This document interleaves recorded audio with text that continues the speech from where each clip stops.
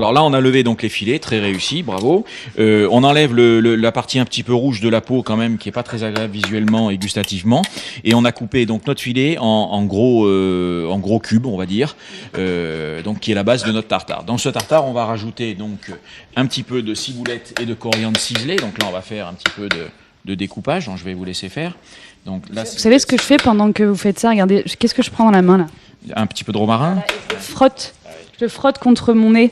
Vous faites ça aussi, Katharina? Oui, j'adore les, bon, les herbes de Provence. Ça rappelle toute la garrigue. Oui, les thym, le romarin, tout ça. Ne vous coupez pas les doigts quand même. Non, je regarde bien pour faire la tartare comme il faut.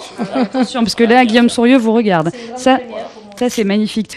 Et puis, moi, je suis émue parce que là, je viens de vivre une grande première, lever un filet. J'avais jamais fait ça, même pour une semi-bretonne. J'aurais jamais osé me lancer sans l'aide du chef. Hein. Je vous rassure, Guillaume Sourieux, hein, il a un œil bienveillant. Ouais, vraiment. Mais il a menacé de nous battre quand même. Hein. Et là, je vous défends, croyez-moi. Surtout que vous êtes auditrice de France Bleu Provence, alors là, il vous arrivera rien. Chef, on en est où? On va changer nos images, donc non, faut pas dire ça, madame. Faut pas dire ça. Donc là, on fait le tartare. Alors, on a mis un petit peu de moutarde à l'intérieur, donc une cuillère de moutarde, des dés de tomates que l'on a au préalablement donc mondées et pépinées. Voilà, je vais couper comme ça. On est obligé d'enlever les pépins de la tomate, là, selon vous? Oui, si on fait un tartare bien fin, il vaut mieux enlever tout ce qui peut gêner. Voilà, donc là, on mélange. Donc, j'attends la ciboulette ciselée et on va faire une échalote ciselée aussi, que j'ai par là. Je suis chef. Je vais la chercher, elle est là-bas, je crois. Voilà. Donc, échalote que l'on a épluchée et on va couper en fine... on va la ciseler, tout simplement. Ciselée normale, bien fin, on coupe en deux. Voilà. On fait d'un côté, sur la hauteur, une incision, on passe sur le côté transversal, donc horizontal, et après, on recoupe sur le côté comme ça. Voilà, je vous laisse faire. Allez, Katharina, attention. On regarde, toute la Provence vous écoute. Toute l'Italie aussi, toute la Calabre. C'est génial, hein, on se régale.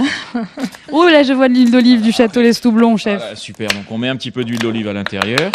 On mélange, on assaisonne sel, poivre, et après, donc il y a ce côté que moi j'aime bien, c'est les épices.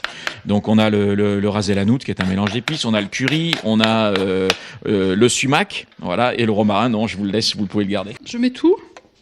Voilà, on met tout. Voilà. Je vais juste vous parler du sumac. Le sumac, c'est un épice en fait qui est maintenant un peu plus connu, mais ce sont des baies qui sont donc écossais et séchés. Et en fait, quand on teste ça, c'est une poudre légèrement rouge. C'est plutôt violet d'ailleurs. On n'est pas sur le safran, on n'est pas sur un.